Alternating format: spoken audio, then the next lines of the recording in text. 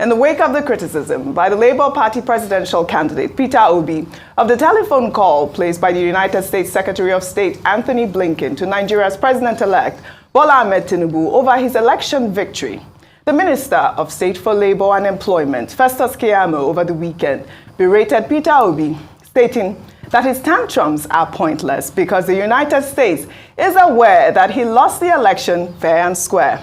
In a series of tweets, Peter Obi stated that there is lack of clarity on the basis of Anthony Blinken's call to Tinubu on the 16th of May, and that since the outcome of the presidential election is being contested in court, the U.S. is expected to await the full resolution of the ongoing judicial process before conferring legitimacy on any of the contending parties. Well, in response, Keyamo told Obi to calm down from his high horse and stop deceiving his supporters. Well, his tweet reads in part: Your Excellency, Mr. Peter Obi, I am sorry, but there is clarity as to the basis of the U.S. Secretary of State Anthony Blinken's call to Tinubu and their pledge for support and cooperation. It's obvious that you and your supporters have overrated your noise and tantrums after the election as having any real effect internationally. No, they have not had any such massive effect as you would wish. Unfortunately for you, the US have dealt with so many opposition figures around the world, and they know exactly how to separate facts from fiction. They know you lost fair and square. They know that in a complex society like Nigeria, you could not have won with your message of religious war. They know you are just a splinter of the main opposition, the PDP. So it amounts to delusions of grandeur to think that you won when you actually came third. Ayo, I'm coming over to you. If you recall, Chimamanda Ngozi Adichie last month had written an open letter to Joe Biden questioning, the U.S. seeming support for the February 25th presidential election, because obviously it is in court at this moment. But Festus Keyamo also made a point about the fact that does Peter Obi want, Nigeria to stand still because of his petitions that are in court. But I think it borders down to the fact that the U.S. is such a democratic nation, and, pledging their support in that kind of manner shows that the U.S.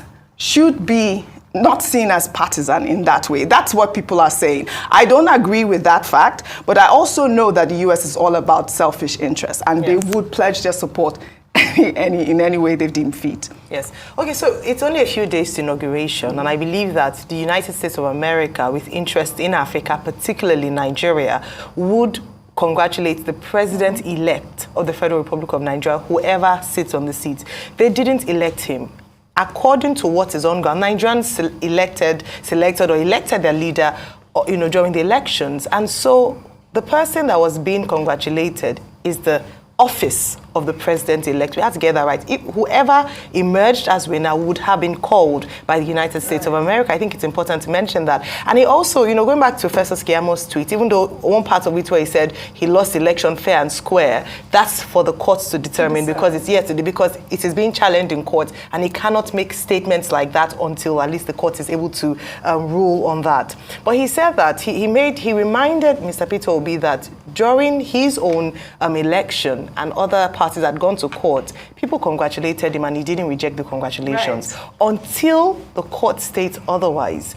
Asiwaju Bola Ahmed Tinubu is the president-elect of the Federal Republic of Nigeria, and barring any circumstances, he will be inaugurated on the 29th of May 2023. The United States of America, as a partner, trade partner, diplomatic partner with Nigeria, will congratulate the president-elect of Nigeria. It's simple, but I must say also that it wasn't only Mr. Peter Obi that criticized that call. Waziri Atiku Abubakar, the presidential candidate of the PDP, also criticized the call. But as we mentioned, the U.S. already condemned the elections, saying that it was fraught with irregularities. However, congratulating the president-elect is normal. It's to be expected. Yeah, just to make the point, Claire, that the United States President Joe Biden has not put a call through at this point. So that's another point. Well, in another development, Calista Sokafo, A former deputy chairman of the Labour Party has been trending on social media after he declared himself as the authentic acting chairman of the party.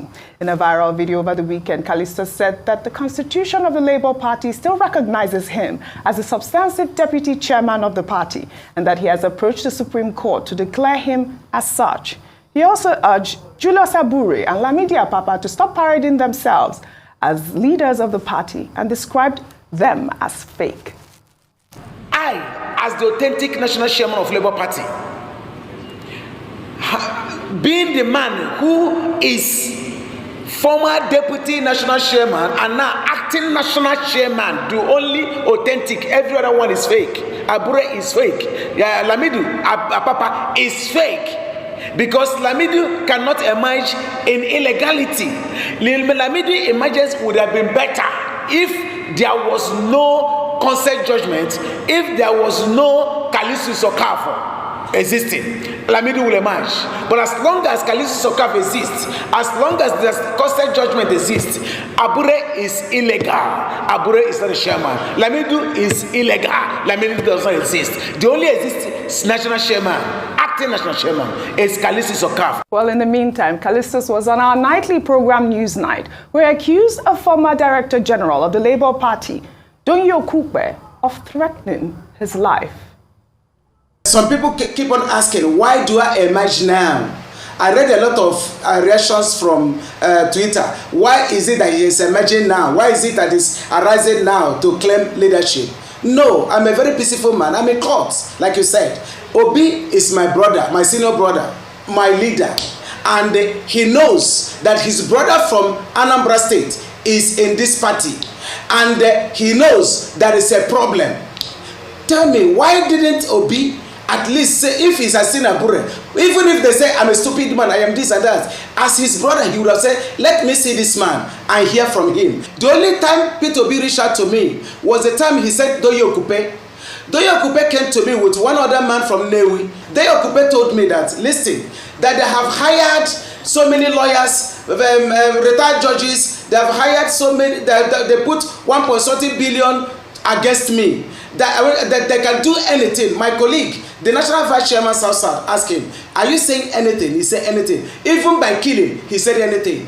We now carefully told him, say, please, okay, can you give us time to go and think about it? We'll come back. We didn't come back again. I became afraid meeting anybody, because if somebody can go as far as telling you that he can do anything, OjyOkpe, I don't even know where he is. I mean, which side is he? But using that word on the table of negotiation was wrong.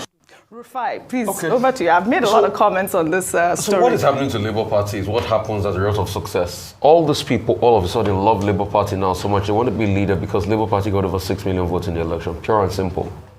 And you can see how the game is playing out. We remember we particularly interviewed Mr. Callistus, and I asked him, does he want to do a deal? He laughed that day, a couple of months ago. So what has happened all of a sudden now? They have saw that, oh, Labour has done very well.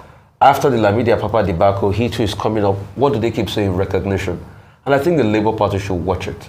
You know, because all of this problem started the very first time when Peter Obi came in, and we asked vital questions. Didn't you do your internal checks before all of this happened? He said, yeah, he did, but they will sort out all the problems. So Callistus is back again. Probably, let's give his own a timeline. How many weeks did Lamidi Apapa's own last? Yeah, I'm not sure. I mean, I think it lasted a month or two. So let's give Callistus how far he's going to be able to stretch it. But Labour Party should watch it. Absolutely. Because this is quickly degrading the prospect of Labour Party. But you have more like that. Probably after Callistus, another actor will come on the scene, you know, to come and act these plots out. Right. But Labour Party should watch it to settle all their internal crises as they go to court, because they do not want any of this drama as we speak. But hey, that's the way politics runs in Nigeria. Absolutely. Dr. Abati, my main concern was the threat to his life by, you know, OjyOkpe. I thought that was quite strange. I mean, he said he stayed away because OjyOkpe also, you know, had threatened his life. I mean,